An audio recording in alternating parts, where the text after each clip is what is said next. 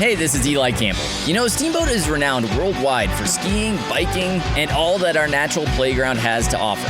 We're fortunate, though, that the natural beauty here attracts more than just outdoor enthusiasts. From local legends to world-class acts, amazing musicians regularly play the venues in our little corner of Northwest Colorado.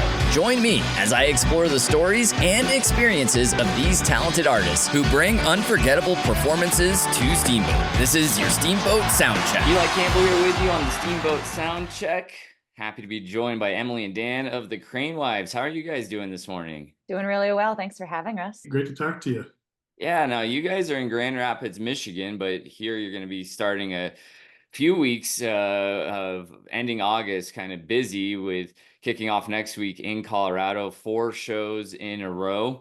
Starting in Denver, in Colorado Springs, going up to Fort Collins, Denver, and then up here to Steamboat.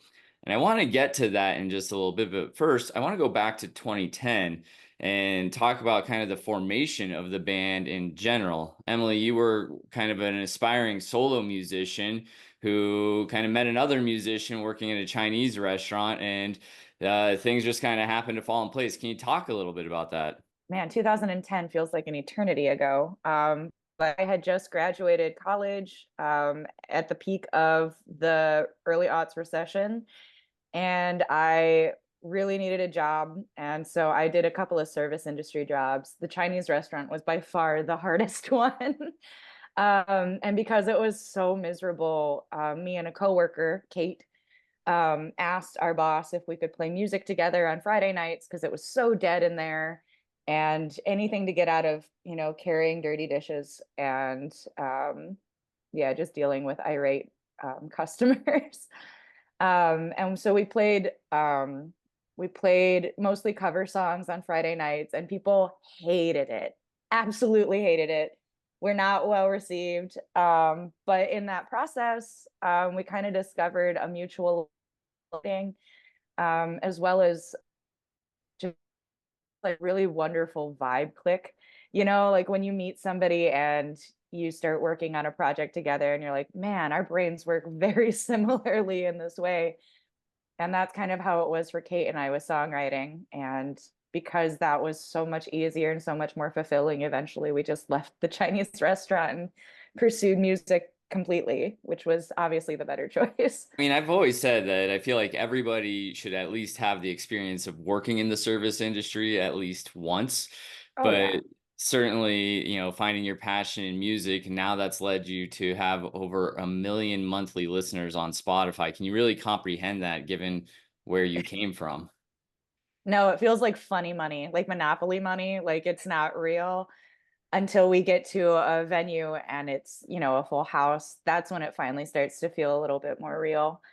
But not at this point still feel very amorphous, and I don't know. How does it feel to you, Dan? That's very, very right on. And I always keep telling people, like, we'll never take this for granted after, from 2010 all the way through 2019, playing to like 20 to 50 people at a time, where they just kind of give you their minimum amount of money and kind of put you on we've played at barbecue joints, so like Minimum amount of money, minimum amount of attention. yeah. Like you fight to get them to listen to you. And it's incredible to have an audience now where you're not like fighting with them for their attention. Yeah. Our audience that's showed up for us in this new era is just incredible. We're so lucky. And you've gained that audience through hard work and playing music for so many years. You self-produced the first album back in 2011, Safe Ship Harbored, and that was relying on Kickstarter to help fund it, kind of in its infancy. That was only a couple years into Kickstarter as a platform for people to fan fund. And what was that like in the earliest days of internet crowdfunding? Stressful. It was stressful because I think there wasn't at the time a lot of guidelines on what is reasonable in terms of an incentive, what is manageable in terms of what you can ask for and what you can give back in return. So we were really just kind of flying blind. We asked for like a very low minimum of what we needed, because we were afraid that asking too much would leave us with nothing. It's like that gambling thing. Like Zito, our bass player, is the only one who enjoys gambling. The rest of us are will not give any money to penny slots. So this was a very big gamble for us at the time because we started with basically nothing, investing I think $100 of our own money into the production of CDs, and the rest we were just hoping to crowdfund and use as kind of a pre-sale, which did work. We were very grateful for the support that we got right away. I think it benefited us to ask for not a lot of money and to really lean on our core supportive fans who, a lot of them were classmates from school and people that we had met at the local bar, a lot of people that we had had like one-on-one rapport with, as opposed to trying to reach a larger audience for that support financially.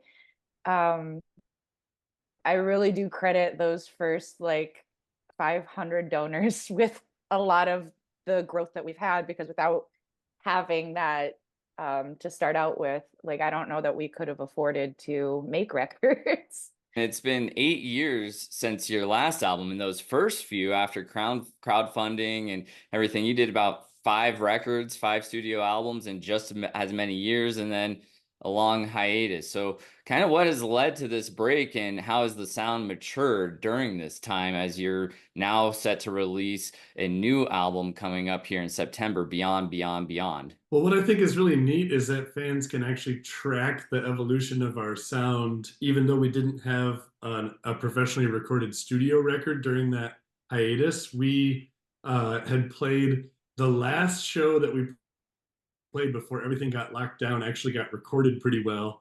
And in effort to give the fans something, we just put that together as a live record that's called Here I Am. And what's cool is we have this section of time in our music that we affectionately call the lost years, which is like all this new stuff that never made it onto it. We started to make it into a studio record, but then everything with the pandemic and a lot of really big challenges in people's personal lives, it just was kind of like, let's put this on hold for now.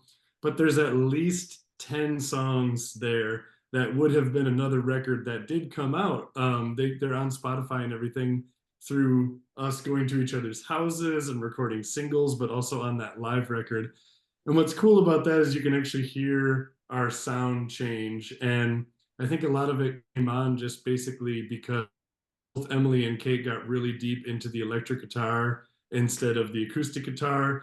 And that's one of the most exciting things for me about this new record is the interplay of their two electric guitar parts. It's just like some of these parts, it's like they'll sound like one part that's like interlocking like a puzzle, and then suddenly one of them's playing lead while the other's playing rhythm. But it's like this language that the two of them have always spoken with, like vocal harmonies and lyric writing, is now also showing up in this like intricate electric guitar stuff. And we also just like got so deep into buying different pedals and experimenting with different sounds. And Ben Zito, our bass player, he's also our manager and he's also our recording engineer. So he's a jack of all trades, and it's been really fun to have him as the engineer and work at our home base, because every mic choice, everything that we did on the new record was, and the lyric content of Beyond, Beyond, Beyond, we really tried to take that into a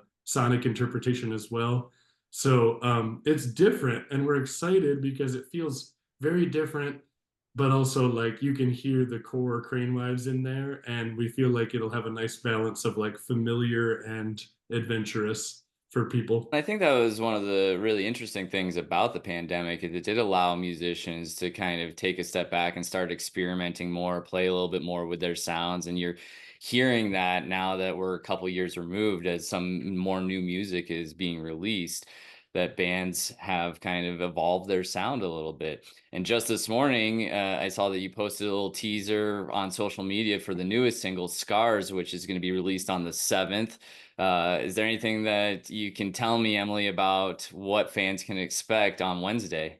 Oh, I am so excited for this single. It's the first track off of the new record, so it's kind of like the last little introduction to the new sound that you're going to get before getting the full record.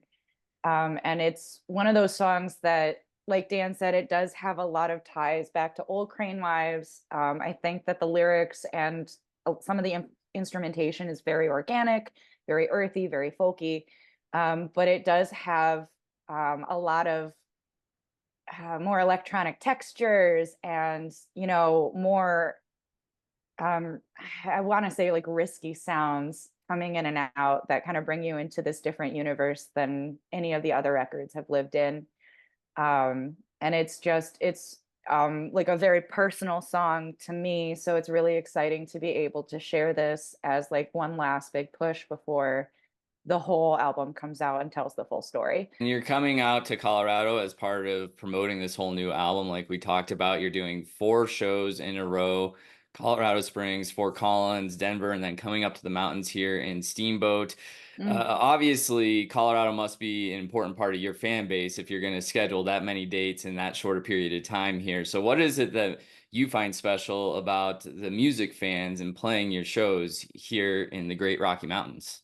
People out in this area, like in Colorado especially, have such a beautiful appreciation for musicianship, like live music especially. I feel like not only do you see a lot of amazing artists roll through, but the local community is also full of really some incredible talent. And so over the years, since forming the Crane Wives, Colorado has been a really important stop on our list. We have friends who perform out here, and we've done a couple of show trades with them, but also just the community itself is so welcoming that it feels a little bit like a home away from home. So it's been really exciting to kind of nurture that that market as well, as our Michigan market. Yeah, I feel like there's something about in physical natural environments that like show up in the character of people and also music. Like you can hear Michigan in our music. It's like, like all the bands that came out of Seattle. It's like those dudes were definitely walking around in the rain in Seattle. And so I feel like you all out there in Colorado, like especially up where where you are in Steamboat, like y'all are just surrounded by beauty all the time. So I think you have a natural, I don't want to speak for you, but it seems like you have a natural ability to appreciate beauty and like slow down. And we've always felt very listened to by audiences out there. So that's obviously a plus. Yeah, I mean, I think that's true. I've heard that from other musicians that I've talked to as well about how, the mountain lifestyle does kind of lend to us appreciating everything that's around us. It's not so fast paced and just kind of getting from point A to point B. We kind of sit back and appreciate. And the Strings music venue where you're playing really does lend to that as well. The night before you're going to be down in Denver playing the Ogden. Strings is about a third the capacity. It's a really intimate venue. Will that change anything in the approach that you bring to the stage that night? For sure. We'll definitely be, whenever we write the set list, so like I pictures of the spaces and stuff. We have such a huge catalog, and we're so lucky that our fans have just devoured our entire catalog. And there's a lot of times where it's like, man, there's so many songs that I would love to feature, but we only have so much time on each stage. And so it's always a treat to kind of look at a stage and think like, okay, this is definitely the one for this slower song, or this is definitely the one for this thing that feels more intimate or whatever. So we'll definitely be sharing a special set. Every set is different, so we'll be sharing something that hopefully fits the vibe. Thank you guys so much for joining me. Emilee, Dan from the Crane Wives playing the Strings Music Pavilion August 18th. Tickets are still available at stringsmusicfestival.com. And look forward to seeing you guys here in just a couple of weeks. Thank you so much for having us. Yeah, thank you.